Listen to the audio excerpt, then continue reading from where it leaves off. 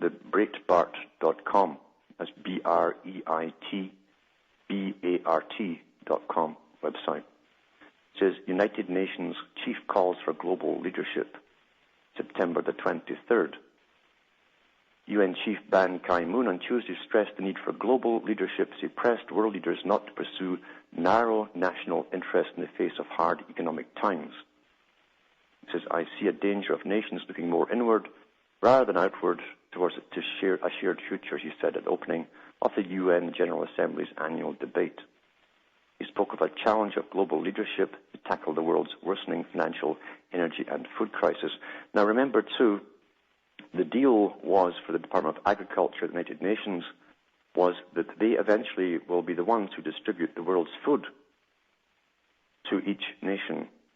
And the purpose would be not only for control over those countries, but the purpose would be that each country would have to keep its population in check.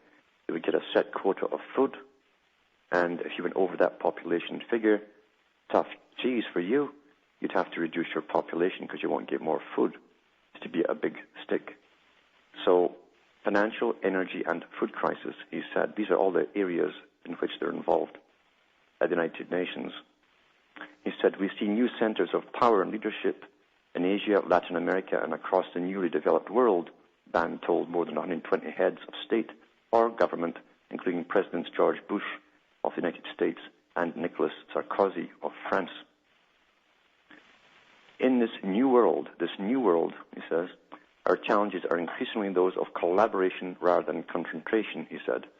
Nations can no longer protect their interests or advance the well-being of their people without the partnership of the rest. You see, we're in a global partnership. We're all interdependent, completely tied together.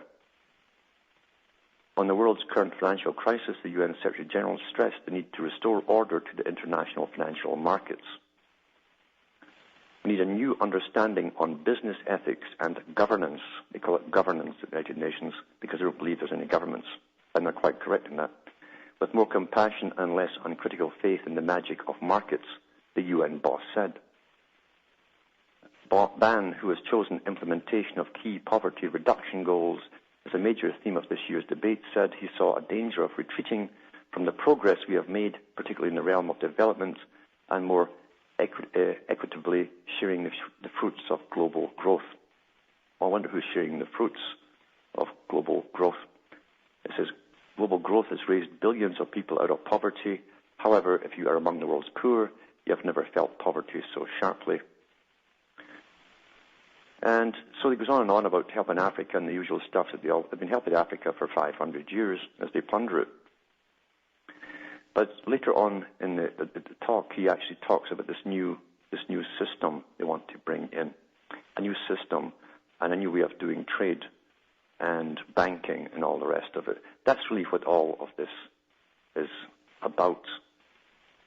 And the people, as I say, have no idea how things really are in the real world. They think it's all just happening by chance. This ties in with this. You see, you'll hear a lot of people from big foundations, big organizations coming forth and calling for the same solutions. This article here is from Jeffrey Garton. He's a member of the Council on Foreign Affairs, a member of the former policy planner for Henry Kissinger, and former managing director of Lehman Brothers, the former manager of Lehman Brothers. I guess he got out before it went down. He says, we need a new global monetary authority. It's by the Financial Times, September the 25th, 2008.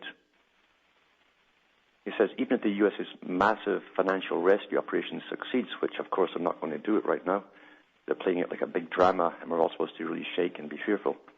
He says, it should be followed by something even more far-reaching, the establishment of a global monetary authority to oversee markets that have become borderless. There's your whole deal, you see.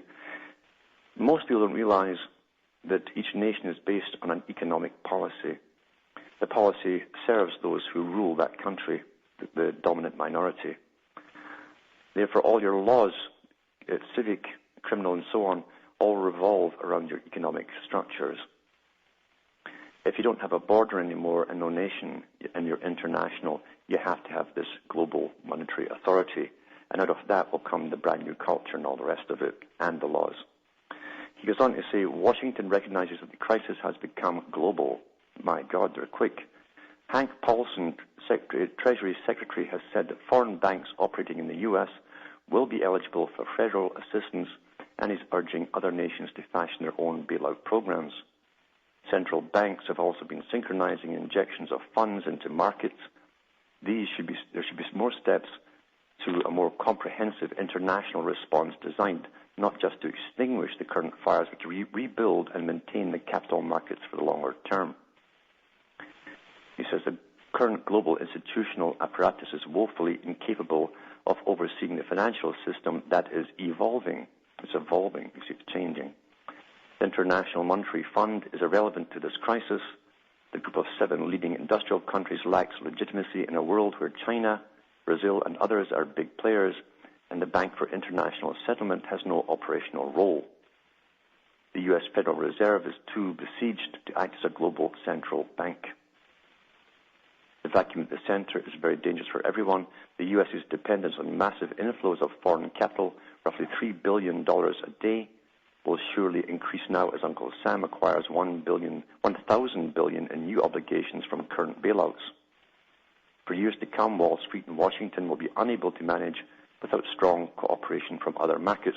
Now, I told people years ago, and I've repeated it many times since, that as the U.S. finishes off its job in the Middle East, they'll be pulling the carpet, the rug from under your feet back home.